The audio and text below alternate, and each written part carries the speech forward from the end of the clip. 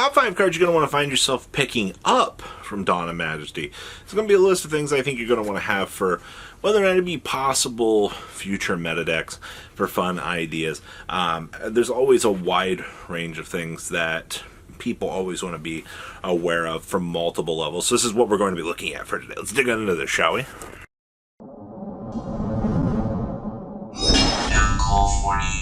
Make sure you guys smash the crap out subscribe button so you guys don't miss out on more awesome content. Number 1 over here is going to be Despia. Do I really? Does this need to be stated?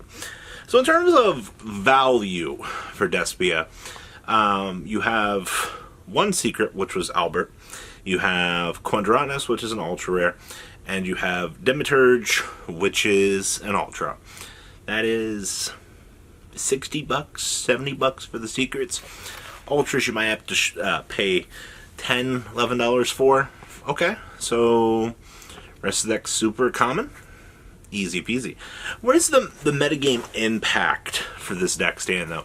In terms of, like, most impactful cards from this set, I think in terms of, like, deck potential here, this is going to be the best, like, solid deck out of this set.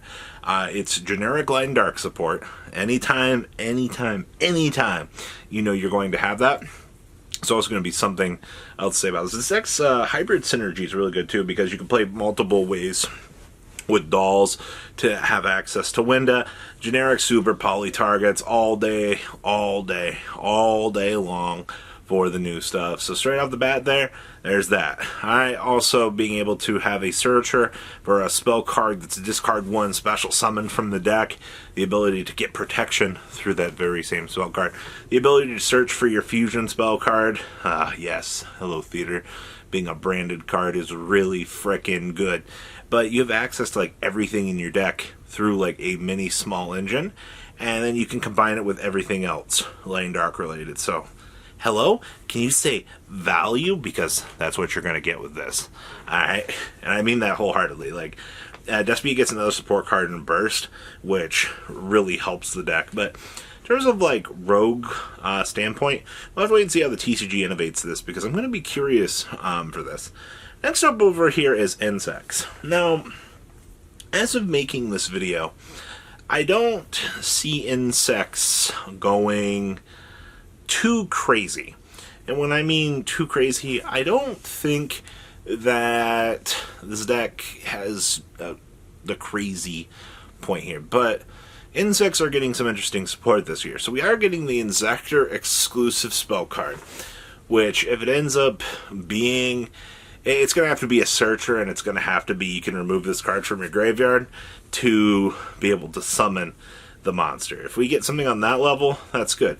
We got the new Bee Trooper support in Dawn here, which gives you, when an insect is normal or special, you can extend 1 out, which also is a level 3, by the way, so that already has synergy with your Insector engine, which is really good. They got a counter trap card this set. If you have a Bee Trooper monster, you can gain and negate, and then they also got a Link 2 that gives you an additional normal summon for the deck, which is also really good. They got a Link 4 that can get up to 5,000 attack points, and has protection when it's, like, not at that point. So, is all the insect support that we're getting worth having in case something happens? Yes.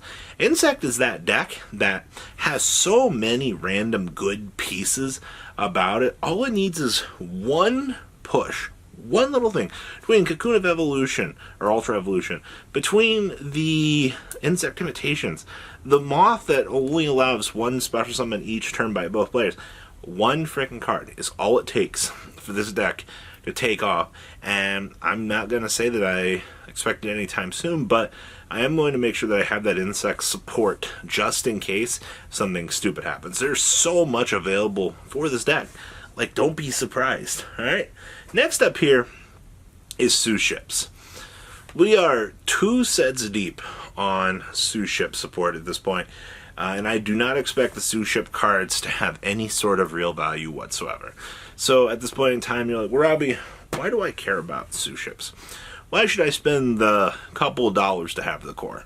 First of all, they have a 2,000 attack normal monster, which is awesome. The entire community's kind of agreed on one thing, that this deck has some really freaking cool synergy behind it, alright? Also the fact that they're freaking sushi ships, man. Alright, you find me an archetype more that the community has agreed on that it's just went, this is pure freaking hilarity. Why wouldn't I want this? So we have a second line of support coming out in Burst here for this, which makes the deck one step closer. One step. Anybody else feel that when we get into the next line of support here, third set here, that we're starting to expand to the point of, maybe this deck has potential. This is the penny stonk department here. I'm not saying go out and buy 30,000 Sue Ship commons. No. I'm saying, as per most videos, make sure you have a set of this stuff, because hidden behind door number 3 over there, the third wave of support, could send this deck over a cool potential edge, and you might be like, well, but what about my Sue Ships? I really would love to see the Vanilla Monster get an OTS Super Rare. I think that would be frickin' cool and exciting. I think a lot of the community would really like that. But personally, seeing how nice a Vanilla Monster could actually look and feel, I just want to play Rescue Cat or Rabbit in this deck just to bring out the vanilla monsters, just so I can do some cheesy, cool combo stuff with this deck. So make sure you have your hands on Sue Ship, just because that future support can only help the deck at this point in time. Next up is the Live Twins, Sunny Stitch. Freaking snitches, man. Snitches get stitches. Alright, you've heard that on every TV show ever, right? That involves prison. Oh, man. So, spell card that searches for Live Twin Monster. Okay? So that means that our need to neg on sign-up mining reduced ever so slightly. That's good. The fact that this gives the deck abuse for time is really good. In terms of a rogue pick pre-Dama, it's not bad. I know a few people are still trying the Eldritch variant with this deck, because Eldritch does give that little extra backbone of protection for the deck and allows it to function. Pre-Dama, though, I think it's still okay. Now you can cut the minings, even though like the minings did give you an outlet to banish the trap cards, kind of make things a little bit better. So I guess there is that. But now having an easier go-to summoning method to get the 2 bodies on the field is better. Now, post Burst, you'll be able to very easily make the Link 4 off of 1 power play, have the Link 4 tag down into the 2, and then you'll be able to trigger the 2 for the interruptions, or you can get really cheesy and try to play the 4400. There's a lot of stuff that this particular card allows for.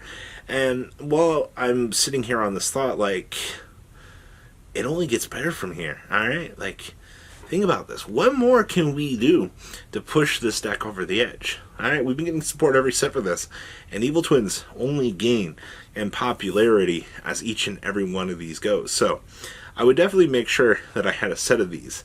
Alright, it's really good, honestly. Alright, and the last thing you're going to want to find yourself in this set having is the Magikey Beast, and that's the Obolus. And the reason why I bring this up is it's a level 4 tuner fusion monster. Alright, and besides like the level 2 that we've already got established, and the fact that we also still have the level 5 Theseus, alright, having an instant fusion target adding into the pool right now for the upcoming, Sword Soul deck, the ability to summon out those tokens, the ability to capitalize and punish, and I mean destroy the opponent, is going to be frickin' awesome. I am massively excited to see what will happen here in the near future with Sword Soul, and the fact that this is one of their utility cards to kind of helping them produce those larger boss monsters in certain situations. You know, thank you, tuners. Alright, if something happens to your level 4, stops it from making the token tuner, you can just go ahead and be like, hey, guess what? I'm going to go ahead and deploy out the big guy here. Alright, and I'll go ahead and make my synchro play anyway. It's just an extender at this point in time, which is kind of something that the deck really wants. Alright, so guys, what do you think about the top 5 cards from Dawn of Majesty that you're going to want to find yourself picking up to some degree? Please leave a comment down below, tell me what you guys think. Smash your love the crib button, subscribe button so you guys don't miss out on more awesome content. And I'll see your beautiful faces back here later on the day with some more cool awesome content. Peace out, guys. Thank you, patrons, for making the ride never truly end. Without you guys' support, well, I would probably be doing Truffle Shuffle videos for a living. Guys, please check out Vanquill40 for all of your Cardfight Vanguard content brought to you by Vanquill40. And if you are looking to pick up singles, check out mquillgames.com for your trading card game needs. Thanks for watching, everybody.